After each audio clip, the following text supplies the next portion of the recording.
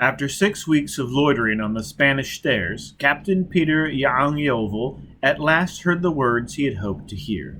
6 weeks of tedious assumption of the identity of one Angelo Poggi, chef's assistant off the Vorga, long dead, was finally paying off.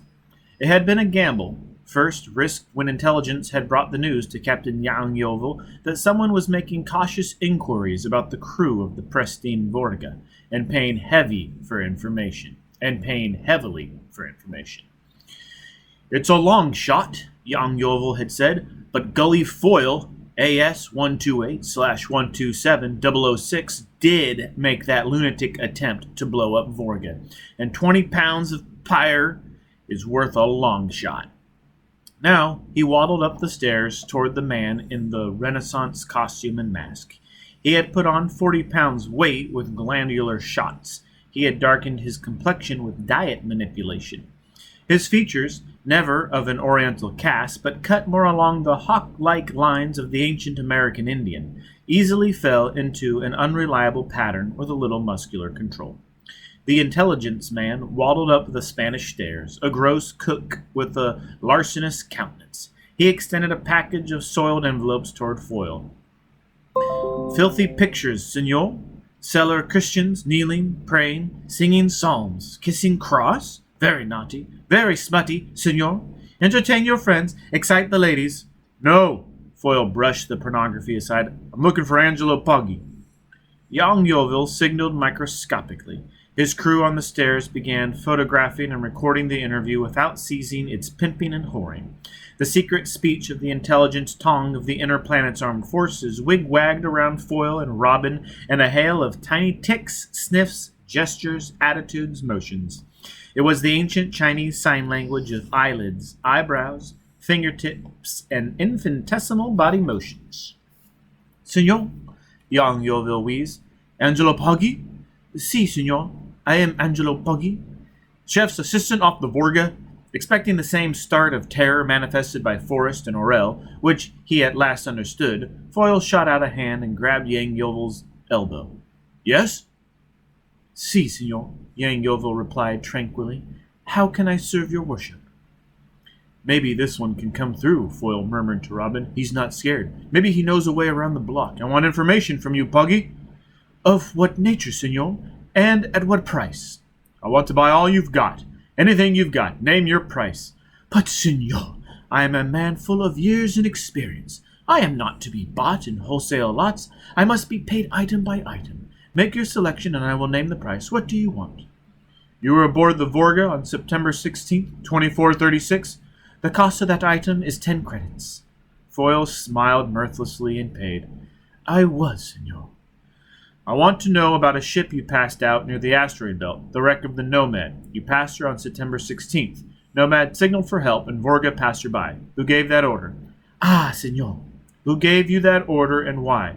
Why do you ask, senor? Never mind why I ask. Name the price and talk. I must know why a question is asked before I answer, senor. Young Yeovil smiled greasily, and I will pay for a caution by cutting the price. Why are you interested in Vorga and Nomad, and this shocking abandonment in space? Were you, perhaps, the unfortunate who was so cruelly treated? He's not Indian. His accent's perfect, but the speech pattern's all wrong. No Italian would frame sentences like that. He's not Italian. Not Indian. Italian. Foyle stiffened in alarm. Yang Yovel's eyes sharpened to detect and deduce from minutiae caught the change in attitude. He realized at once that he had slipped somehow. He signaled to his crew urgently. A white-hot brawl broke out on the Spanish stairs. In an instant, Foyle and Robin were caught up in a screaming, struggling mob. The crews of the intelligence tong were past masters of this OPI maneuver, designed to outwit a jaunting world. Their split-second timing could knock any man off balance and strip him for identification. Their success was based on the simple fact that between unexpected assault and defensive response, there must always be a recognition lag. Within the space of that lag, the intelligence tong guaranteed to prevent any man from saving himself. In 3/5 of a second, Foyle was battered, kneed, hammered across the forehead, dropped to the steps, and spread-eagled. The mask was plucked from his face, portions of his clothes torn away, and he was ripe and helpless for the rape of the identification cameras. Then, for the first time in the history of the Tong, their schedule was interrupted. A man appeared, straddling Foyle's body. A huge man with a hideously tattooed face and clothes that smoked and flamed. The apparition was so appalling that the crew stopped dead and stared. A howl went up from the crowd on the stairs at the dreadful spectacle. "The Burning Man! Look! The Burning Man!" "But that's Foyle," young Yeovil whispered. For perhaps a quarter of a minute the apparition stood, silent, burning, staring with blind eyes. Then it disappeared. The man spread eagle on the ground disappeared too. He turned into a lightning blur of action that whipped through the crew, locating and destroying cameras, recorders, all identification apparatus. Then the blur seized the girl in the Renaissance gown and vanished. The Spanish stairs came to life again, painfully, as though struggling out of a nightmare. The bewildered intelligence crew clustered around young Yeovil. "What in God's name was that, Yale?" "I think it was our man, Gully Foyle. You saw that tattooed face? And the burning clothes? Christ almighty! Looked like a witch at the stake. But if that burning man was Foyle, who in hell were we wasting our time on?" "I don't know. Does the Commando Brigade have an intelligence service they haven't bothered to mention to us?" "Why the Commandos, Yale? You saw the way he accelerated, didn't you? He destroyed every record we made. I still can't believe my eyes." "Oh, you can believe what you didn't see, all right. That was top-secret commando technique.